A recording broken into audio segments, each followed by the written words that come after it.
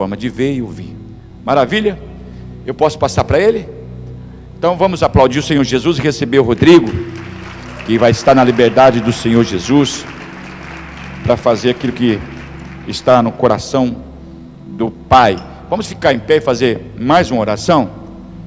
E não que ele não esteja, mas nós vamos apresentar o Rodrigo ao Senhor Jesus, que ele possa ficar na liberdade do Espírito de Deus.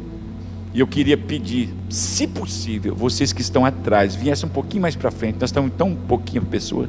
Se você vir, você vai me deixar feliz. O pastor fica triste quando a igreja está com poucas pessoas, fica, porque eu aprendi que o pastor e o profeta na época, ele tinha que ter os mesmos sentimentos que Deus tem. No grego é chamado patóis. É o mesmo sentimento. Se Deus está triste, o profeta está triste. Se Deus está alegre, o profeta está alegre. Então, quando os irmãos sentam lá atrás, que tem pouquinha gente, o pastor fica triste. Você quer deixar Deus contente, o pastor contente, você vem para frente. Amém? Vamos orar? Pai, em nome de Jesus, nós queremos te louvar por essa noite especial. A tua palavra diz que onde estiver 2 ou 3 pessoas reunidas, meu Deus, no teu precioso nome, o Senhor estaria presente para abençoar, para curar, para libertar, para orientar, e nós cremos nesta palavra. Deus, está o teu filho diante do Senhor, desde ontem, com essa comunidade, o Brasil para Cristo aqui em Viema, e ontem o Senhor, meu Deus, ministrou muitos os corações que estiveram aqui, e nessa noite não será diferente. Toma o Rodrigo na unção, na graça do teu Santo Espírito, que ele possa ter, meu Deus, os lábios, meu Deus, afinado com o teu Espírito, nesta noite, mais uma vez, os ouvidos, meu Deus, para ouvir e entregar tudo quanto o Senhor tem colocado no coração do teu servo. Abençoa a tua igreja para ouvir, que os corações sejam encontrados dilatados, para ouvir e guardar a tua santa e bendita palavra. Eis-nos aqui, Senhor, a tua palavra é o pão que alimenta, meu Deus, o nosso espírito, que renova a nossa mente. Nós cremos e te louvamos por esse tempo tão precioso. Toma o teu filho nas tuas mãos, meu Deus, com toda liberdade. Oramos no precioso nome de Jesus. Amém e amém. Deus abençoe.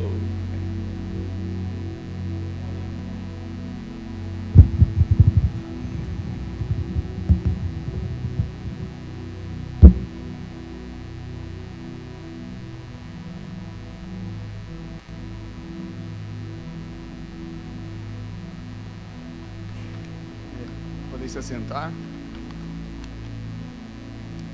Shalom a todos. Shalom. Sempre me perguntam às vezes por causa da bandeira de Israel. Na verdade, um judeu pregar sem a bandeira de Israel é como um pastor pregar sem roupa. Acho que não ia ficar muito bom isso, né? Quero agradecer mais uma vez o convite.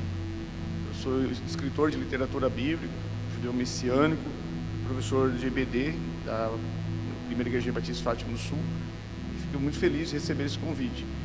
Eu escrevi um total de 5 livros, que é o Racionalidade da Bíblia, que eu já lancei há algum tempo, o Simbologia Bíblica, que eu trouxe um total de 520 símbolos, também o Velho e Novo Testamento, a Conexão, que esse daí falta lançar, o Exorcismo, Conhecendo os Demônios, que será lançado no máximo em 45 dias, em 2 volumes, que dá um total de 772 páginas, então nós dividimos, para não ficar um vá de merda.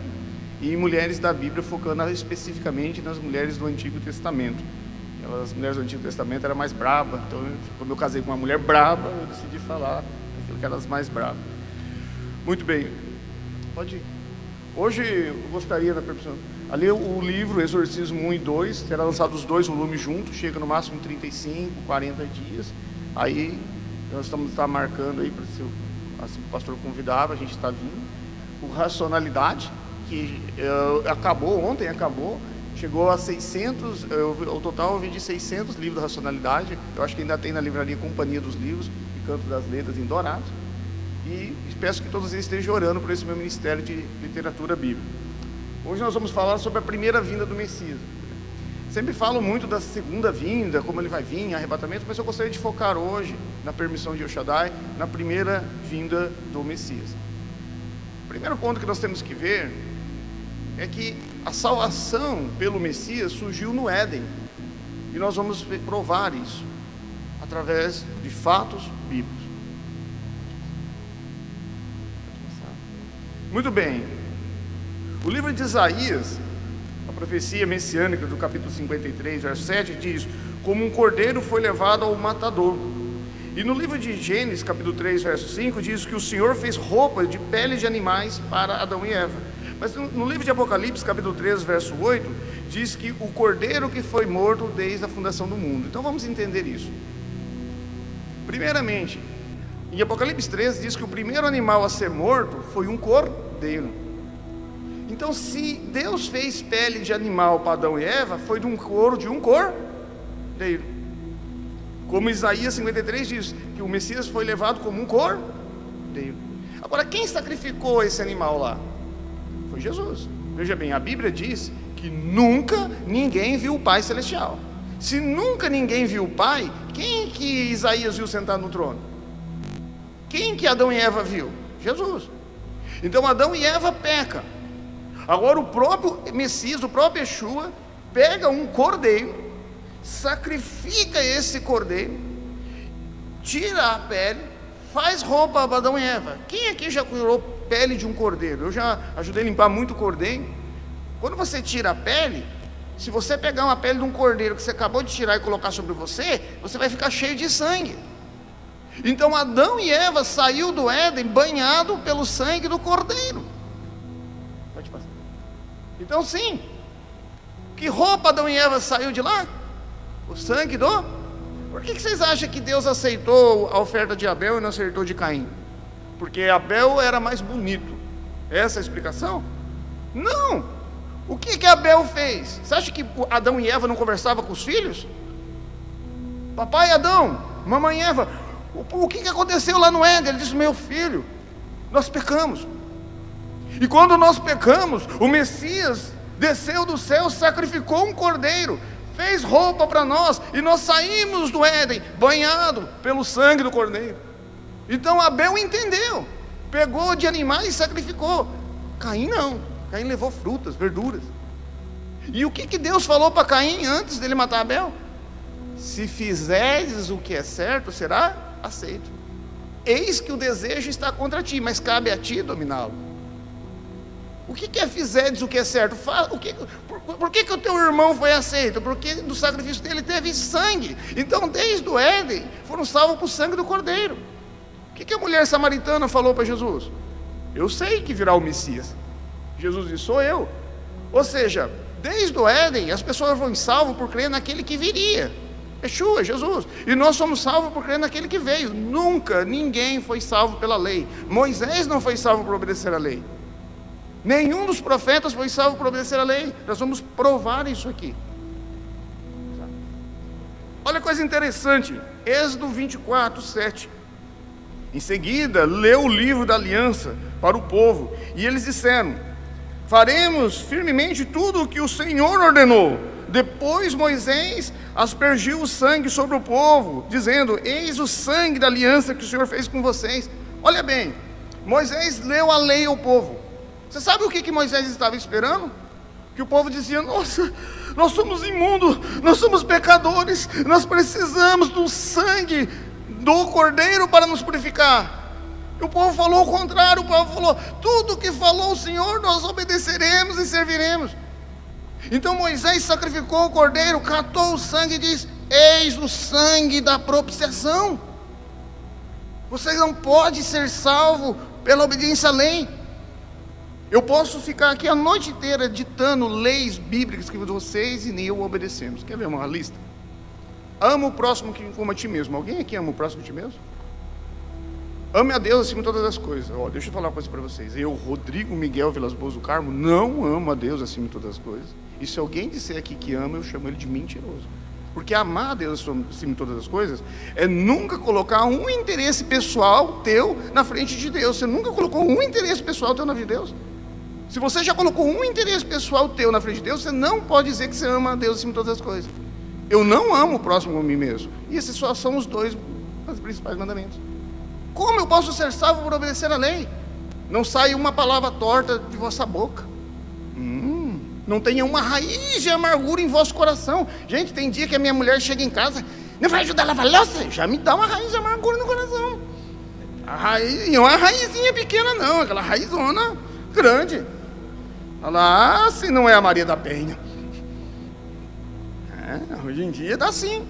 Se o marido bate na mulher, é um monstro. Se a mulher bate no marido, ele é um frouxo. No fim, a gente sempre se dá mal. Vamos lá.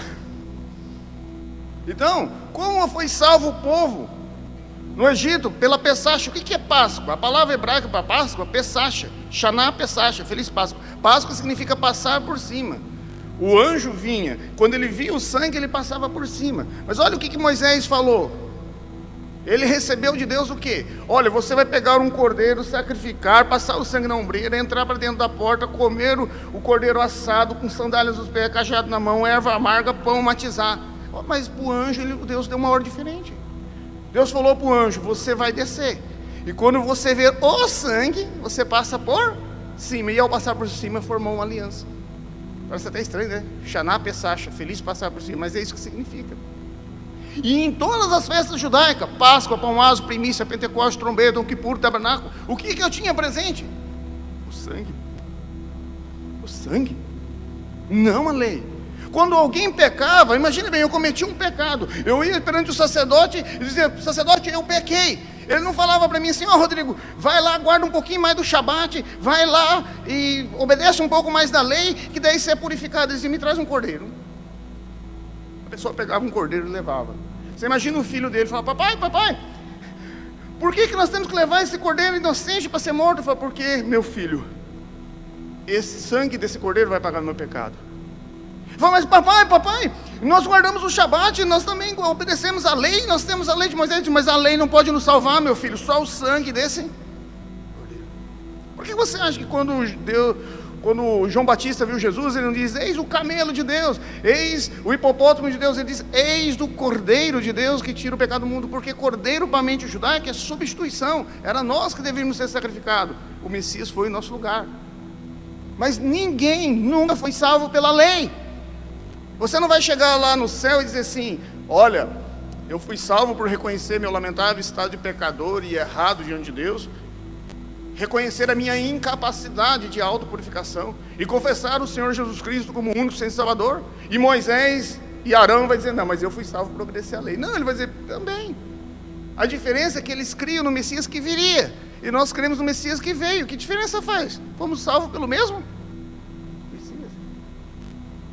Tente comprar a salvação e a passagem é para a condenação eterna. Tente se autopurificar e a passagem é com Satanás e seus xerezos. Olha o que diz. Porém, inimizade entre você e a mulher, entre o seu descendente e o descendente dela. Esse lhe ferirá a cabeça e tu o ganhar. Ali já está a profecia. De que a semente da mulher, aquilo que nascesse da mulher, viria esmagar a cabeça da serpente. Aonde que está a profecia de que o Messias viria? Está gritando no Éden. O que o sacrifício do cordeiro, a veste do cordeiro que eles saíram lá representa? O Messias. A semente da mulher esmagará a cabeça da serpente, o Messias. Adão e Eva foi salvo por voltar a obedecer a Deus? Não, pelo sangue. Saiu de lá com as vestes do cordeiro. Ele me cobriu de vestes de salvação. Mas como esse Messias viria? Será que ele chegaria assim? Oi, cheguei. Não, nós estamos tratando da primeira vinda. Porém, por isso o Senhor mesmo lhe dará um sinal. E eis que a virgem concederá e dará à luz um filho, a quem se chamará Emanuel, Deus conosco. Observe bem, o livro do profeta Isaías data da época do rei Uzias, mais de 700 anos antes do Messias vir. Então, mais de 700 anos antes do Messias vir, o profeta Isaías profetizou que o verdadeiro Messias nasceria de forma sobrenatural de uma virgem. Não é mera coincidência. Você mostra isso aqui para um judeu ortodoxo que não aceita que Jesus como Messias, ele diz, não, meu rabino falou que isso não se aplica a Jesus, não. Ele falou que isso aqui é tudo simbólico. Por quê? Porque ele endeusou o rabino dele. Para ele, o rabino dele é Deus. Para a mente dos ortodoxos é o seguinte, o que Moisés falou, o que os profetas falaram, vale a mesma coisa o que está na Mishnah Gemara, nos Talmud, o que os comentários rabinos eles falaram. Se o rabino dele dizer que a lua é o sol, é o sol.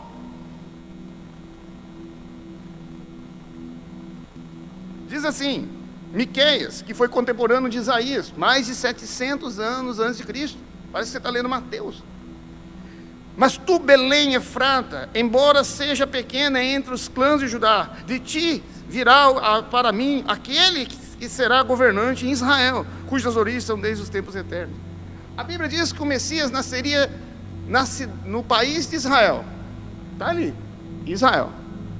Mas a pergunta é, em que estado? Judá. Em que cidade? Belém. E que bairro? Efrata. Por isso que Davi era chamado de Efrateu. Mas nós vamos ver alguns detalhes aqui mais. É mais preciso do que GPS.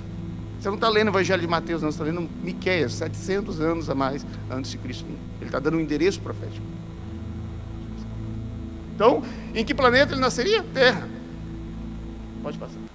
Qual o país? Está aqui, ó, Miqueias 5, Israel. Qual o estado? Judá. Pode passar. Qual a cidade? Qual o bairro? Como é o nome da rua? Eu acho que esse endereço está fraco. Ué, Deus, é no país de Israel. Tá, eu cheguei no país de Israel. Pergunta, aonde fica? O estado de Judá, tá? Cheguei no estado de Judá, cidade de Belém. Beleza. Aí cheguei lá, bairro Efrata, mas eu tenho dislexia de grau 7, eu ia ficar perdido. Se eles não me trouxessem hoje aqui, eu não ia achar a igreja. Mas aí eu quero saber o nome da... Olha só, a Bíblia nos dá. Gênesis 35. Assim morreu Raquel e foi sepultado junto ao caminho para o Efrata. Raquel foi sepultada justamente na rua que leva ao bairro Efrata. Então o Messias nasceria no país de Israel, no estado de Judá, na cidade de Belém, no bairro Efrata. E como é o nome da rua? Raquel. Onde a tumba de Raquel ficava. Então nós sabemos o nome da rua. Mas eu não acho que isso está muito bom. Olha que diz Miqueias 5:8. Quanto a você, ó torre do rebanho, ó fortaleza de Sião, da cidade de Sião, o antigo domínio virá de ti. Espera aí, ele disse que o verdadeiro Messias tinha que nascer debaixo da torre debaixo da torre das ovelhas tem o quê? Um aprisco. Então, aonde o Messias nasceria? No país de Israel. Qual o estado? Judá. Qual a cidade? Belém. Qual o bairro? Qual o nome da rua? E eu cheguei na rua Raquel, eu falei, mas você não tem mais nenhuma referência aí para me ajudar? Falou, é só você ir na tumba de Raquel, que é o nome da rua, é o nome Raquel. Você segue, você vai ver lá um aprisco bonitinho lá embaixo. É ali que vai nascer. Pode passar. Então, debaixo da torre das... Eu não tenho tempo de entrar em detalhes aqui, mas eu posso dizer para vocês até quais eram os animais que estavam ali. Só não sei o nome deles, mas os animais eu posso dizer. Olha que coisa interessante. Davi era filho daquele Efrateu, de Belém de Judá. 1 Samuel 17. Então agora ficou fácil. Eu chego no país de Israel e falo, aonde o Messias nasceria? Em Israel. Tá, beleza, eu estou no país de Israel. Em que estado? Judá. Opa. Em que cidade? Belém. Em que bairro? Efrata. Qual o nome da rua? O nome da rua é Raquel. Qual é a última referência? Torre das Ovelhas. Debaixo da Torre das Ovelhas tem um aprisco, mas tem mais uma referência. Aonde Davi nasceu? Ele fala, aqui, então é exatamente onde o Messias nasceria. Pode falar. Então agora todo mundo sabe o GPS de Deus. É só pegar Miqueias, associar a Isaías, ligar a Miqueias 4 e a Oséias, fechou o endereço de Deus. Tem mais detalhes, mas nós não vamos ficar aqui. Qual é a data? Quero saber a data. Nós temos um templo que amarrou a data do nascimento do Messias. Olha que interessante, está escrito. Então, de repente, o Senhor que você busca virá para o templo, Malaquias. Quem é Malaquias? Se você abrir sua Bíblia aí, no comentário vai estar escrito assim, ó. Não existe muita informação sobre esse profeta. A resposta é porque não perguntamos para um judeu. Malaquias é Esdra. Na Mishnah Gemara, Esdra é chamado Esdra Malaquias. É por isso que quando você lê o livro de Esdra, parece que não terminou, porque ele conclui em Malaquias. Então, como chegou, o Rodrigo Miguel chamava Esdra Malaquias. Por isso que não existe informação sobre esse profeta, porque Esdra e Malaquias é a mesma pessoa. Aí ele colocou o primeiro nome Esdras, o segundo Malaquias. Então, imagina eu conversando com Esdras Malaquias. Esdras Malaquias, você está louco? Você não sabe que a gente acabou de chegar do cativeiro babilônico? Você não sabe que a gente está construindo esse templo agora, o segundo templo, o templo que foi construído por Salomão, destruído por Nabukadnezar, Nabucodonosor, e está sendo reconstruído agora. Você está dizendo que o Messias entrará nesse templo? Está aqui, o Senhor virá para esse templo. E isso amarrou a data, por quê? Porque esse templo foi destruído em 69 para 70 depois de Cristo. Ou seja, qualquer candidato a Messias tem que ser de 69 para lá. Por quê? O verdadeiro Messias tinha que entrar no segundo templo. Olha uma coisa engraçada, a Bíblia diz que Jesus com 12 anos estava dando aula nesse templo, fazendo o bar mix. Por que ele estava com 12 anos lá? Com quantos anos um judeu faz o bar mix, que se torna o filho da Torá? Com 12, então ele estava fazendo o bar mix dele ali no templo. E o Jesus entrou nesse templo. Só que como esse templo foi destruído em 69 e 70, e qualquer pessoa que se diz o Messias de 69 para cá, não pode, porque ele tinha que entrar no templo antes do templo ser destruído. Olha que coisa interessante. O ungido será morto e já não haverá lugar para ele. E a cidade e o santuário será destruído. Em Daniel. Olha você conversando com o Daniel. Daniel, Daniel, você está louco? Vamos lá, Daniel, vamos conversar aqui. Você sabe que nós estamos escravos aqui na Babilônia, né, Daniel? Você sabe que o Nabukadnezar aqui é um homem bem bravo, não vai liberar a gente tão cedo. Como é que você vem com essa conversa? Que depois da morte do Messias será destruída a cidade e o santuário. Você não sabe que a cidade e o santuário está destruída? Sei. Então como? Me explica uma coisa, Daniel. Como é que depois da morte do Messias será destruída a cidade e o santuário? Ele falou, olha, veja bem, nós estamos no cativeiro babilônico.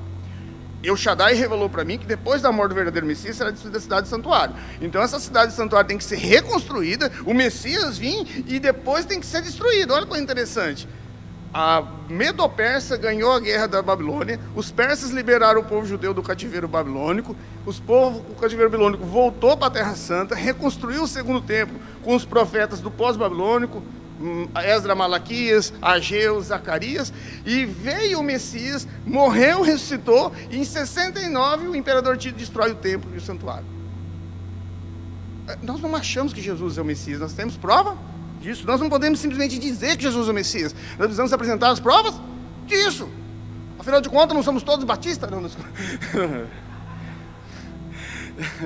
Já estou me sentindo em casa. Não.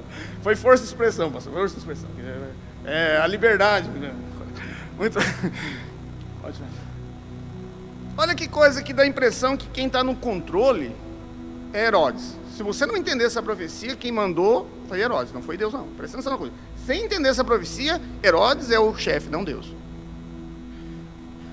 Quando Israel era um menino, eu o amei, e do Egito chamei o meu filho. Imagina você conversando com Deus. Fala, Deus, Herodes manda gente para matar o seu filho.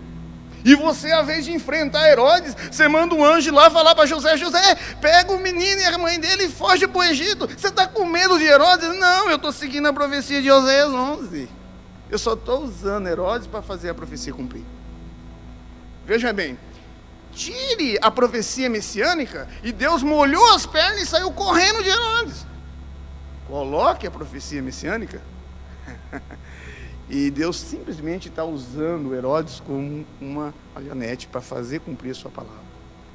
Então eu quero saber quem é que está no controle, quem é o chefe, quem manda. Eu preciso entender de profecia messiânica, porque cada passo do Messias foi cumprido. Então ele não foi para o Egito porque estava com medo de Herodes, ele estava cumprindo a profecia de José. Zacarias 9. Alegraste muito, ó filha de Sião, exultai, ó filha de Jerusalém, aí vem o seu rei, vencedor justo, montado no jumento. Um jumento, cria de jumenta. Zacarias 9. Você mostra aqui para um judeu ortodoxo, fala, peraí, a tradição judaica era da seguinte forma: quando um rei vinha montado num cavalo com sua espada na mão, quer dizer que ele veio para a batalha. Se ele viesse humilde montado no jumento, quer dizer que ele veio em paz. A primeira vez que Jesus veio, ele veio humilde montado no jumento. A segunda, ele vai vir com a espada para lutar na batalha de Megido, de Magedon.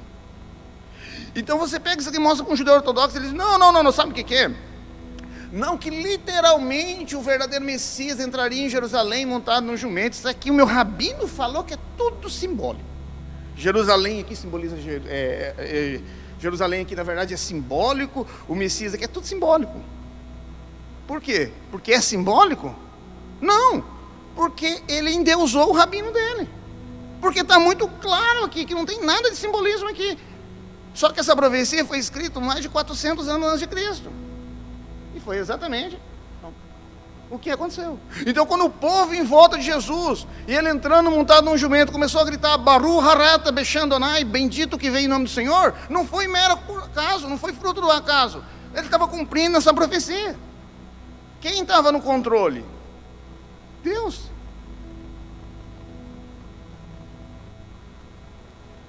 Então eles me pagaram 30 moedas de prata. E o Senhor me disse, lance isso ao leiro, o preço que fui avaliado. Por isso tomei as 30 moedas de prata e as arrojei ao templo do Senhor. Zacarias 11, 12.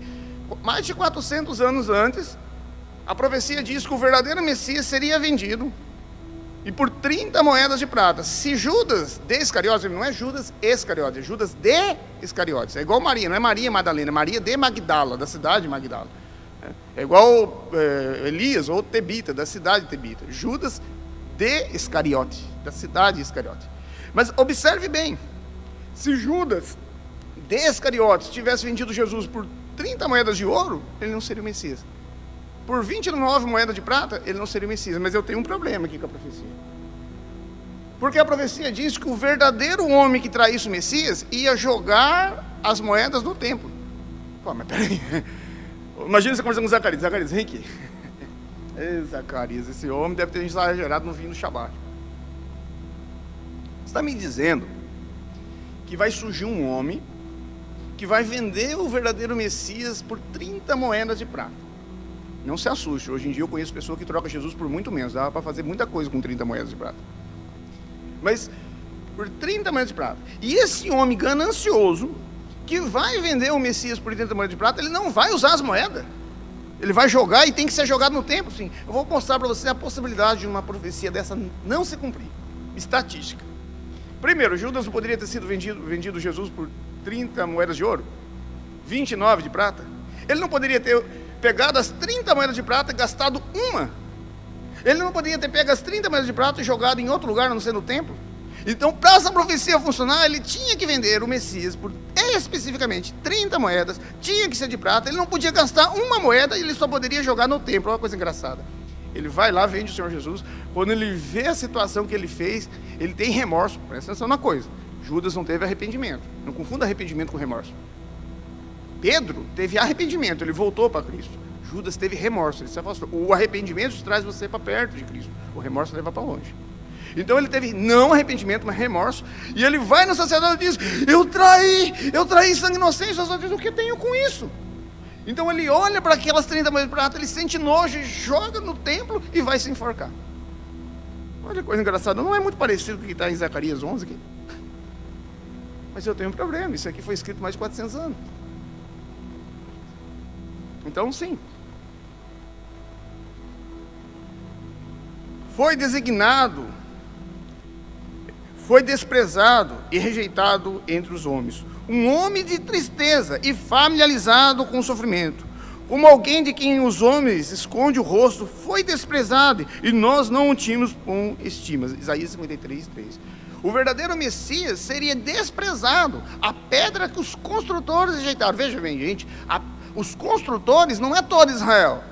Muitos de Israel se converteram. Paulo era um judeu, Pedro era um judeu. Os construtores eram a liderança de Israel. Então, profeticamente, a liderança de Israel recusaria o verdadeiro Messias.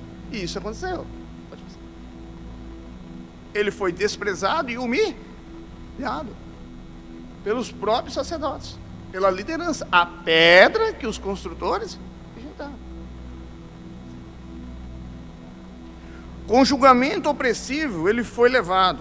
E quem pode falar dos seus descendentes? Pois ele foi eliminado da terra dos viventes por causa da transgressão do meu povo, foi ele golpeado. Olha só, a Bíblia diz que o verdadeiro Messias teria um julgamento injusto. Se Jesus tivesse tido um julgamento justo, ele não poderia ser o verdadeiro Messias. Porque Isaías 53, escrito mais de 700 anos, diz que o verdadeiro Messias tinha que ter um julgamento injusto. Olha só, o que Pilatos falou? Eu não encontro nada nesse homem. Então, depois de açoitá-lo, libere. E depois, por pressão política, ele mandou crucificar. Mas ele próprio disse, eu não encontro nada nesse homem. Ele foi julgado injustamente. Sim, ele levou sobre si os nossos pecados. Mas ele foi transpassado por causa das nossas transgressões. Ele foi esmagado por causa das nossas iniquidades. O castigo que nos trouxe a paz estava sobre ele, e pelas suas pisaduras fomos sarados. Você chama um judeu ortodoxo e fala assim, isso aqui não encaixa em Jesus? Ele vai dizer, não, o meu rabino falou que o profeta está falando dele mesmo. Aí você fala, não, mas lá em Isaías 6, Isaías disse, eu sou imundo, habito no meio de um povo imundo. Ele fala, o negócio é o seguinte, meu rabino ensinou assim, é assim. Muito bem. Eu nada sei, nada vejo e nada quero ver. Então sim, ele foi moído pelas nossas iniquidades. O castigo que nos traz a paz estava sobre ele, e por suas feridas fomos sarados. Todos nós, como a ovelha, nos desviávamos, cada um de nós se voltava para o seu próprio caminho, e o Senhor fez cair sobre ele a iniquidade de todos nós. Ou seja, toda aquela ira divina que tinha que cair em cima de nós, pecadores, ia cair em cima do verdadeiro Messias. E foi exatamente o que aconteceu. Ele foi oprimido, humilhado. O que faziam com ele? Bateram nele. Profetiza, quem é que te bate? Tu és o Cristo. Salvou os outros, não pode salvar a ti mesmo. Mas naquele momento que ele estava sendo espancado, moído, transpassado, esmagado, ele sabia que ele estava cumprindo Isaías 53. Então, quando você achar que fez muita coisa por Jesus, tem gente que é assim. Vem na igreja de frio, hoje eu fiz muita coisa. Lembra disso? Cães me rodeiam, um bando de homens maus me cercou. Perfura-me os pés e a mão. Imagina você falando com Davi. Fala, Davi, você bateu com a cabeça onde? Davi, deixa eu fazer uma pergunta para você, Davi. Davi escreveu esse salmo. Você não sabe que aqui nós somos judeus, nós matamos é na pedrada? Você não sabe que aqui o negócio com nós é que mata é na pedra? Você. Então que papo que você veio aqui que vai me perfurar os pés e a mão? Ele falou, não estou falando de mim. Eu estou falando do Messias que terá os pés e as mãos perfurados. Eu falei, mas Davi, isso é loucura, meu querido. Aqui nós encostamos o cabra na parede e mata na pedra. Agora você vem com essa conversa aqui, ó, de que vão perfurar, vai estar cercado de homens maus, e esses homens maus vão perfurar o pés e a mão? Mas Davi, não é assim que a gente mata, isso aqui não faz sentido. Ele falou, não sei, meu amigo, eu estava falando com o Shaddai, ele disse isso para mim. E foi exatamente o que aconteceu com o Messias. Veja bem, quando essa profecia messiânica foi revelada, nos salmos messiânicos, não fazia nenhum sentido. Seria muito mais sentido dizer que o Messias seria apedrejado. Foi contra o sentido. Então sim, ele tem os pés e as mãos perfurados. Dividiram as minhas roupas entre si e tiraram sorte sobre as minhas vestes. Olha bem, se você tirar essa profecia, quem está no controle é os soldados. Presta atenção na coisa. Sem essa profecia, quem mandou foi os soldados, não foi Deus não. Por quê? Deus, você deixa 4 soldados. Como é que a gente sabe que era 4? Porque a Bíblia diz que as roupas de Jesus foi dividida em 4. 4 soldados rasgarem a roupa do seu filho, depois pegarem a túnica dele e lançar sorte e sortear entre um e outro. Você perdeu o controle, Senhor? Ele disse, não, eu estou seguindo exatamente o protocolo profético. É só ler Salmo 22. Está dentro do protocolo, eu não perdi nenhum momento. Esses 4 soldados aqui não sabem nem o que está fazendo, é eu que estou mandando aqui. Tire a profecia messiânica e quem está no controle é os soldados. coloca a profecia messiânica e em nenhum momento aquele soldado estava fazendo exatamente o que um salmo falou.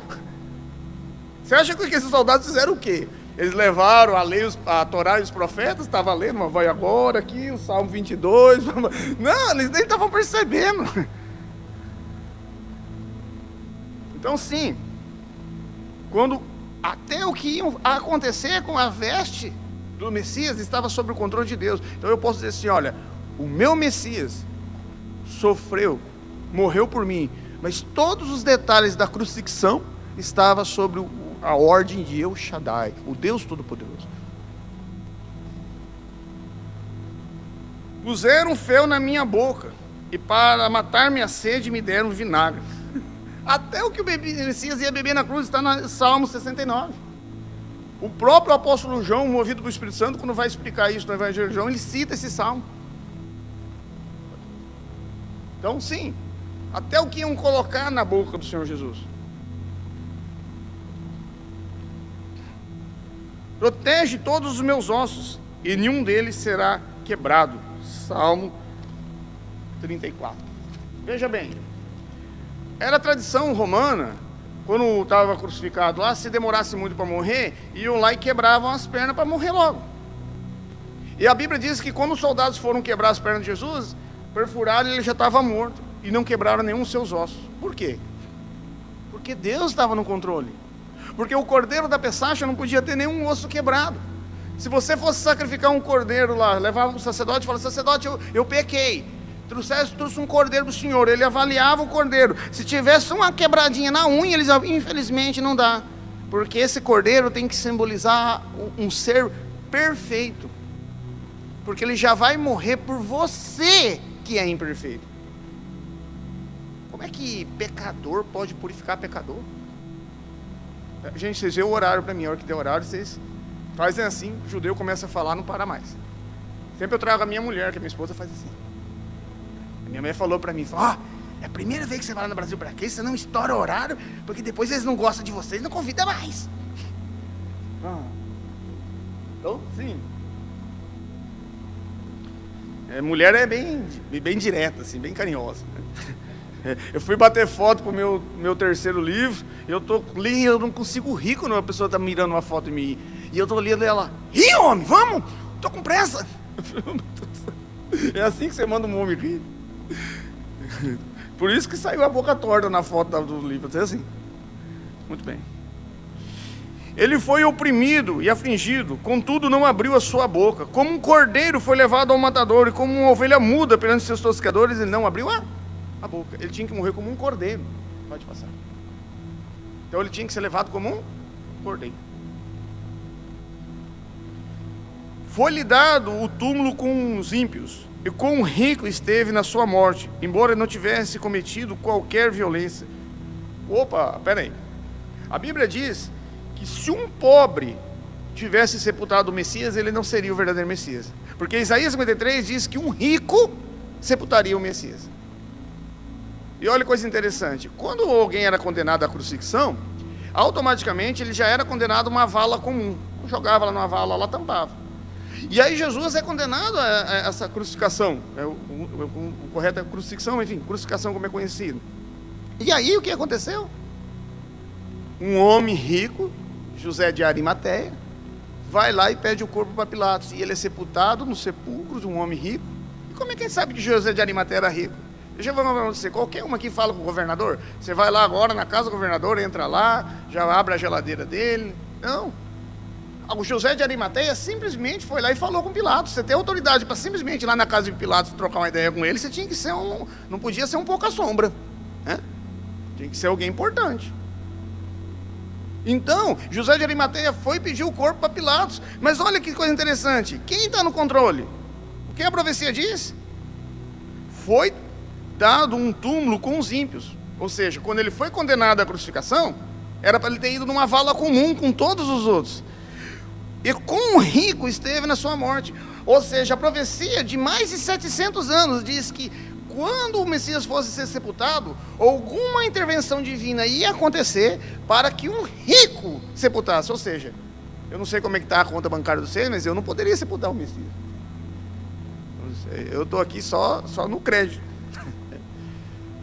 Anda com uma mulher ainda bem que eu não trouxe ela, mas que compra o que não precisa com o dinheiro que não tem. Muito bem. Foi dado já li esse. Porque tu não me abandonarás no sepulcro, nem permitirá que o teu santo veja decomposição. Salmo 16, o próprio Pedro, na formação da igreja, qual foi os livros lidos na formação da igreja? Livro de Joel, e os Salmos. Então Pedro cita esse salmo na formação da igreja dizendo o seguinte: veja que os salmos messiânicos diz que o verdadeiro Messias não veria decomposição. O salmo não pode estar falando de Davi, porque Davi viu decomposição. Ou seja, Davi morreu e se decompôs. Mas o verdadeiro Messias, antes de entrar em decomposição, ele ia ser ressuscitado. Não deixará eu na morte. Não permitirá que o seu santo veja a decomposição. E olha só, esse salmo não se aplica a Davi. Então Davi não poderia estar falando dele. Porque o Davi morreu e virou pó. E ele está falando de um ser que ia morrer e ele ia ressuscitar antes de virar pó. Olha que coisa interessante, foi exatamente o que aconteceu com o Messias. Um túmulo vazio. Sabe, irmãos amados? Os deuses deste mundo têm seus endereços. Você vai lá, em qualquer deus desse mundo tem lá o túmulo dele cheio. Mas nós cremos num Messias de túmulo vazio, que está vazio. Uma coisa interessante na cultura judaica é que a Bíblia diz que o Messias deixou um pano dobrado. E na tradição judaica funciona assim: quando você está no tempo de Cristo, quando você estava comendo, se o senhor lá do servo não quisesse que o servo tirasse a mesa, ele dobrava o pano e colocava num canto. E aí o servo não podia tirar a mesa, porque sabia que ele ia voltar. Então ele estava comendo lá. De repente ele resolvia dar uma volta lá numa palmeira, dar uma andada, ou ir num banheiro, ele dobrava o pano, colocava ali, ele saía, o servo via o pano dobrado, eu não posso tirar a mesa porque o meu senhor vai voltar. Mas quando ele acabava de comer, que ele não queria mais comer, ele simplesmente pegava o pano e jogava. Então o pano jogado de qualquer jeito quer dizer que ele não ia voltar. Então quando Jesus dobrou o pano depois da ressurreição e largou ali, quando os judeus entraram ali para ver, o que eles entenderam dentro da cultura judaica? Isso significa que ele vai voltar. Entenderam isso? É importante entendermos alguns textos, nós necessitamos da cultura judaica. Mas nós temos um total de 364 profecias que foi cumprido na primeira vinda do Messias. Isso aqui que eu fiz foi um resumo do resumo do resumo do resumo. Eu posso provar para vocês que não houve um passo que o Messias deu que não está nas leis dos profetas. Porque a Torá e os profetas gritam que Yeshua é o Messias. E todo judeu que não aceita isso é porque ele idolatra o rabino dele, não porque falta prova na lei e nos profetas. Então o que você pode dizer com toda a convicção: Jesus Cristo, o Messias Yeshua, é o Messias, ele é o único Senhor Salvador e você pode confiar nele. Shalom Aleichem, muito obrigado.